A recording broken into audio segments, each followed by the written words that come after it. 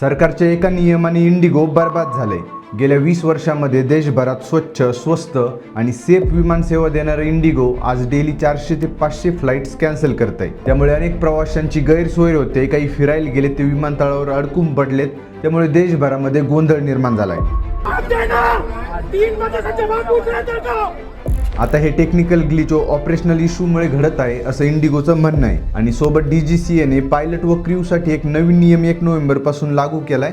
त्यामुळे सुद्धा flight cancel करावे लागत आहेत असं इंडिगो म्हणतंय। पण DGCAने नेमकं असं काय बदल केलाय त्याने फक्त इंडिगोच्याच फ्लाइट कॅन्सल होत आहेत। तर नवीन नियमानुसार पायलटला पुरता आराम मिळावा व विमान अपघात कमी व्हावेत यासाठी पायलटचे रेस्ट आवर्स वाढवलेत। रात्रीत किती तास ड्युटी करायची यात पण बदल केलेत आणि असे अनेक बदल DGCAने 1 नोव्हेंबर पासून लागू केलेत। पण असं नाहीये की सरकारने हे नियम अचानक लागू केलेत।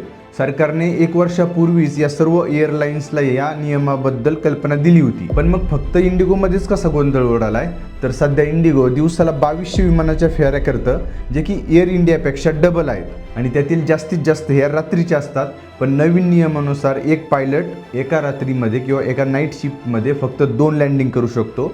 पूर्वी हे 6 लँडिंग होतं। म्हणून सध्या पायलट्सचे शॉर्टेज असल्यामुळे इंडिगोच्या एवढ्या फ्लाइट्स कॅन्सल होत आहेत।